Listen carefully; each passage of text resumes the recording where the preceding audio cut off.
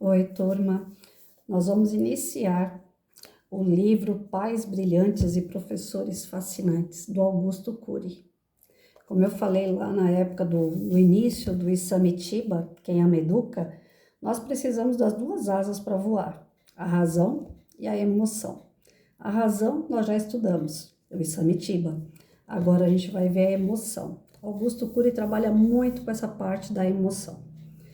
Então, nesse livro, ele está dizendo assim: este livro vai mudar sua visão sobre como produzir uma educação excelente. Formar crianças e adolescentes sociáveis, felizes, livres e empreendedores é um belo desafio nos dias de hoje. A solidão nunca foi tão intensa. Os pais escondem seus sentimentos dos filhos, os filhos escondem suas lágrimas dos pais, os professores se ocultam atrás do giz. O estresse e a ansiedade fazem parte da rotina de jovens e adultos, a produção de conhecimento se multiplicou, mas as novas gerações não estão sendo formadas para pensar, e sim para repetir informações. A educação mundial passa por uma crise sem precedentes? Há esperança? Sim. Neste livro, o psiquiatra e cientista Augusto Cury mostra que é preciso cultivar a emoção e expandir a inteligência dos jovens. E para isso, os pais e professores precisam de ferramentas para estimular as crianças e os adolescentes. Ele mostra que para fazer a diferença temos que adquirir os 7 hábitos dos pais brilhantes e dos professores fascinantes. Além disso, ele chama atenção para os 7 pecados capitais dos educadores e ensina 10 técnicas pedagógicas que podem revolucionar tanto a sala de aula quanto a de casa.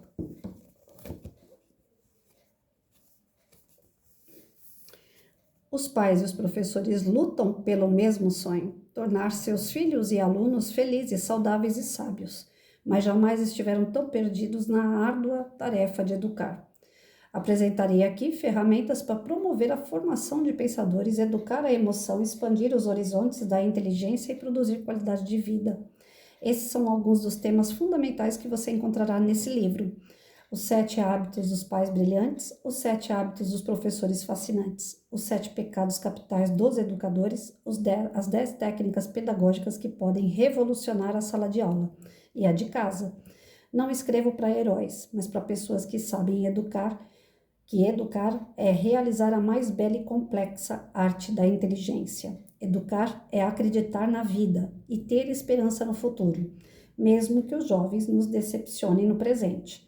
Educar é semear com sabedoria e colher com paciência. Augusto Cury. Então, esse livro, ele é voltado para os pais, professores, todas as pessoas que estão ligadas à área da educação. E também nos relacionamentos sociais.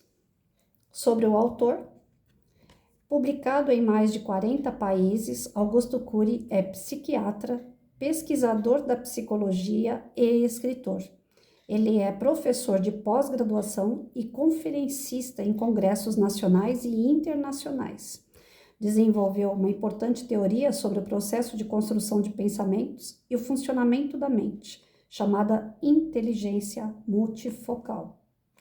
Cury escreveu diversos livros, entre eles O Futuro da Humanidade, A Ditadura da Beleza e a Revolução das Mulheres, Pais Brilhantes, Professores Fascinantes, Nunca Desista dos Seus Sonhos, e a coleção Análise da Inteligência de Cristo, publicada pela editora Sextante, além de Inteligência Multifocal, Cutrix, 12 semanas para mudar uma vida e superando o cárcere da emoção, lançados pela editora Academia de Inteligência. Depois disso ele já lançou outros livros também, viu? Não é só esse, não. Mas vamos lá. Esse livro aqui ele já é bem antiguinho. Eu usei ele para poder fazer meu TCC da faculdade. Deixa eu ver se eu acho a data dele.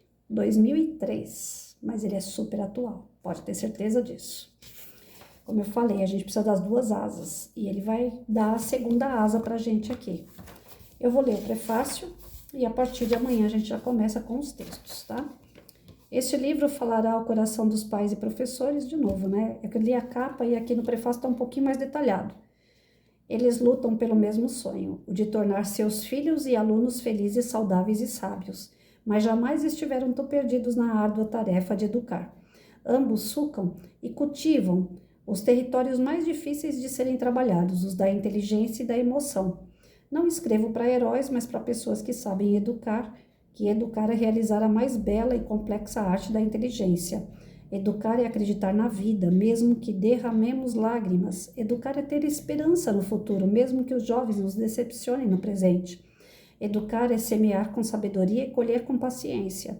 Educar é ser um garimpeiro que procura os tesouros do coração. A quem interessa esse livro? Aos pais, aos professores da pré-escola, do ensino fundamental, médio, universitário, aos psicólogos, profissionais de recursos humanos, aos jovens e a todos que desejam conhecer alguns segredos da personalidade e almejam enriquecer suas relações sociais. Não comentarei regras, pois no calor dos problemas do cotidiano elas se evaporam. Discutirei ferramentas psicológicas que poderão promover a formação de pensadores, educar a emoção, expandir os horizontes da inteligência, produzir qualidade de vida. Compartilharei minha experiência como psiquiatra, educadora e cientista da psicologia. Apesar das minhas limitações, muitas pessoas têm se encantado com as ideias que venho apresentando em congressos nacionais e internacionais.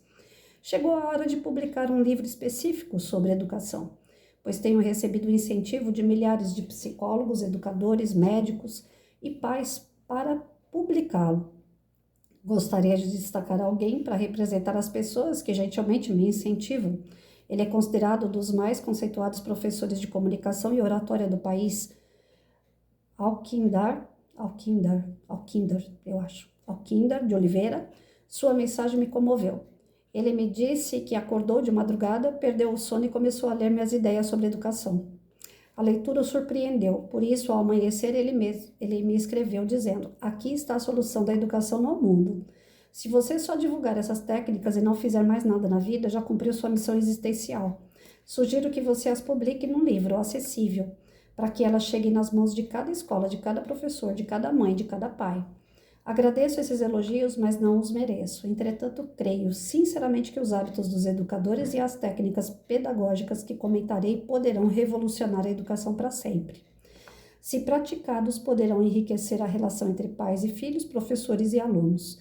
A família poderá se tornar um jardim de flores e a sala de aula um lugar aprazível. Então, assim, ele tem uma linguagem muito sonhadora, muito. E isso não é ruim, desde que não seja usado só Augusto Cury.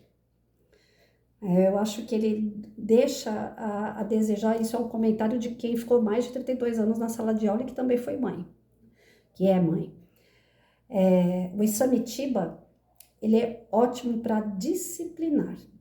Então, ele coloca para a gente assim: você quer ter direito?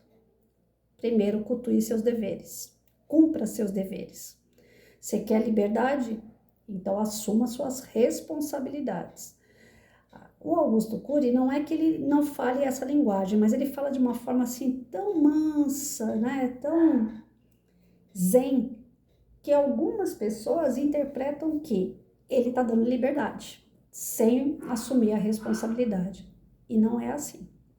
Eu já vi gente falando sobre obras do Augusto Cury, distorcendo as suas palavras e trazendo assim, como se a educação fosse um barco à vela, né? Deixa lá no mar e a onda vai levando, e a pessoa vai aprendendo conforme a onda leva. E não é assim, não pode ser assim.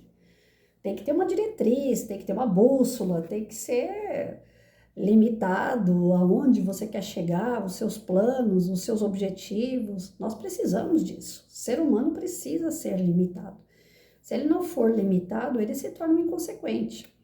E se ele se tornar um inconsequente, ele é um narcisista, ele é aquele cara egoísta, que para ele o que importa é ele e os outros. Então, o Augusto Cury, ele não faz isso, como eu já ouvi algumas pessoas distorcendo as suas palavras.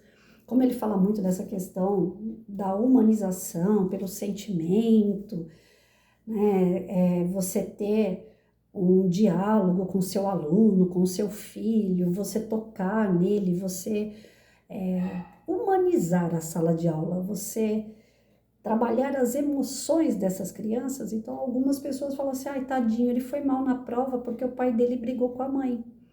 Eu não posso dar nota vermelha para ele, porque a culpa não é dele. Então, eu já vi professor fazer isso. Lógico que não é isso que ele está dizendo. Você vai trabalhar as emoções do seu aluno, sim. O seu aluno está com problema em casa, o pai e a mãe brigou bem no dia da prova do Joãozinho.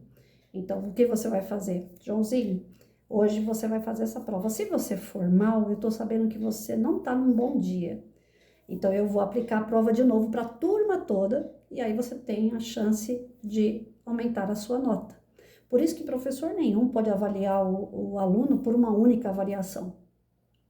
Você não pode sair distribuindo nota porque o Joãozinho tem problema, porque a Mariazinha usa droga, porque o pai da Mariazinha está preso. Não. Se eu for levar para o lado da emoção, o tratamento com pessoas, ninguém precisa cumprir obrigação nenhuma, porque eu vou ter dó de todo mundo, inclusive de mim também. Então, não é isso. Augusto Cury é emoção, é sentimento, mas tem a lógica para isso.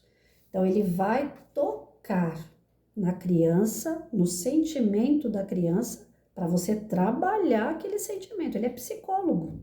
Então, é inconcebível você entender Augusto Cury dizendo assim, não, ele entende o outro, ele tem empatia pelo próximo, e aí ele passa pano em todo mundo. Augusto Cury não faz isso. Para alguns professores é ótimo pensar dessa forma, já que é para ir pela emoção, então tadinho desse, tadinha daquele, né? Nota para todo mundo, sem problema, final de ano, todo mundo dá beijinho no professor, dá até presente para o professor e acabou.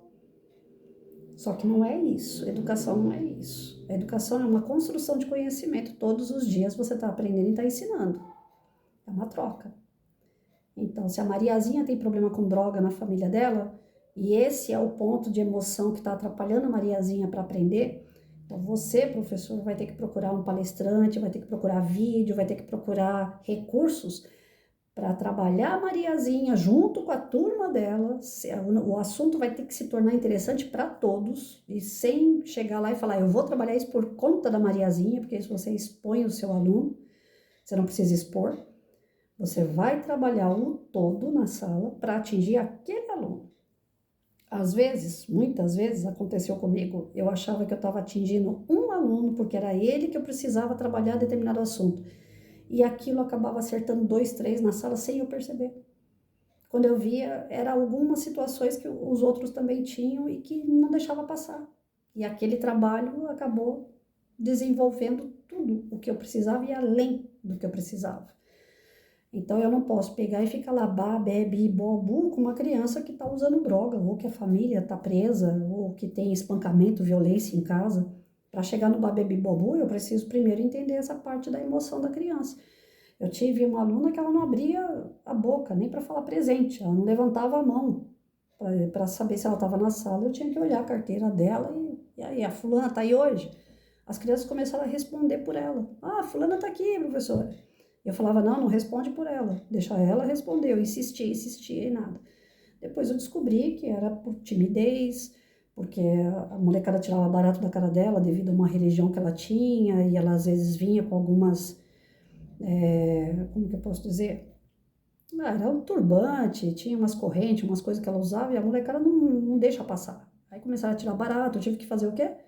Trabalhar todas as religiões. Eu comecei a trazer padre, espírita, eu trouxe pastor, eu trouxe uma série de religiões na sala de aula para fazer palestra, para atingir aquela garota, para que ela entendesse que cada religião tem lá os seus dogmas, seus rituais, todas elas pregam Jesus, né, que ela não precisava se envergonhar. E depois que a gente fez todo um trabalho com toda a turma, eu descobri que outros alunos também tinham vergonha de ser budista ou de ser espírita, que não falava que era espírita porque tinha medo de represália. Então, assim, é importante que o professor entenda que trabalhar a emoção não é ter dó do que ele sente, do que o teu aluno sente.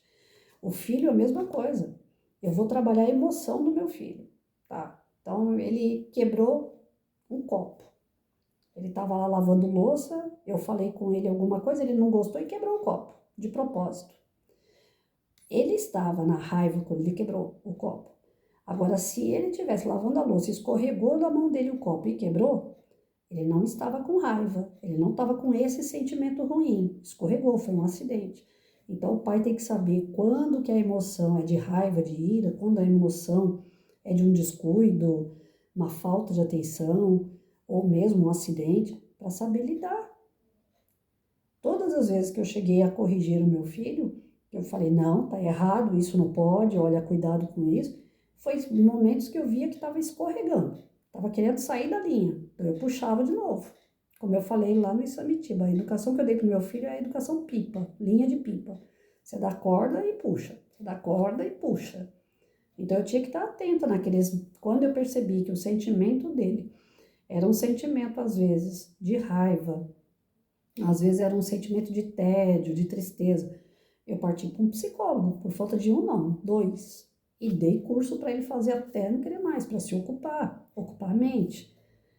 Então eu fui aquele tipo de mãe que eu ia percebendo o sentimento e ia tentando mudar, dançando conforme a música. Só que eu não sou 100%, tanto é que ele não mora comigo, não quer nem conversar comigo. Então quem sou eu para dar exemplo de mãe? Mas vai ter algumas situações que eu vou colocar o que eu fiz, o que eu achei que deu certo, né? O que eu achei que deu errado também vou fazer comentários com vocês, porque é um momento de leitura, de reflexão para quem me assiste e principalmente para quem está perto de mim, no meu ouvido. Então, todas as leituras que eu faço, que eu coloco no YouTube, eu falo, não me sigam, mas vamos estudar junto para a gente crescer junto. Tem coisas que eu já fiz que deu certo, tem coisas que eu fiz que deu errado. Hoje eu não posso mais, não quero mais ser mãe, não tem cabimento, 52 anos com comorbidade. Mas se Deus colocar na minha mão um netinho ou vir pessoas, né, com filhos, eu vou ter como orientar melhor, porque eu também vou estudar para saber mais. Além de tudo, eu espero poder ajudar aqueles que ficam perdidos durante a educação de uma criança. Como o Augusto Cury colocou aqui, tanta informação nós temos hoje e nunca se teve tanto medo de educar como hoje a gente tem. Tem gente que prefere criar um bicho, um cachorro, um gato, um passarinho, do que ter um filho.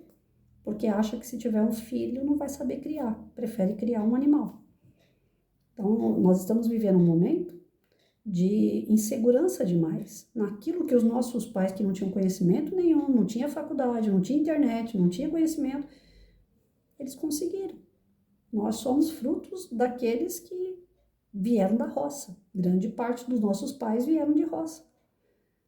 Vieram sem faculdade, vieram sem estudo e deram conta. Porque grande parte, pelo menos, das pessoas que se formaram comigo, estão aí, estão trabalhando, estão com as suas famílias. Agora tem aqueles que escolheram o caminho errado, que não foi pai nem professor. Então nós tínhamos professores e pais que eram autoritários, sim, mas eles sabiam exatamente aquilo que eles estavam fazendo e fizeram direito, porque nós estamos aqui contando história. Agora os nossos filhos, nossos netos, nós fizemos direito? Eles estão contando boas histórias? Nós temos a cabeça livre de qualquer peso? Demos conta? Às vezes, eu acho que não. Às vezes, eu acho que sim, que a escolha é dele, que a escolha que algumas coisas que ele faz de errado, a escolha é dele.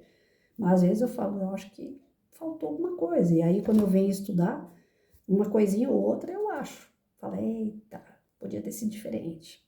Então, o que eu espero com a leitura dos pais brilhantes, professores fascinantes, não é nem que a gente seja brilhante. Só que foi motivo de TCC meu, eu estudei de cabo a rabo na época, né, em 2003, agora nós estamos em 2024, faz tempo. Trabalhei em cima de algumas técnicas que tem aqui, me formei em cima disso. Mas isso não quer dizer que eu seja uma professora brilhante ou uma mãe brilhante ou uma professora fascinante, não. A intenção não é bem essa, como ele falou aqui.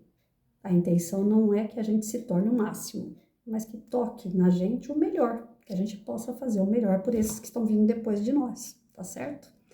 Aí, a partir de amanhã, a gente começa a ver os capítulos desse livro aqui. Tenho certeza que muita gente vai gostar. Só que, lembrando, ele não está ensinando a gente a passar pano pelo sentimento do outro. Ele vai nortear a gente através dos sentimentos para trabalhar o outro. É diferente.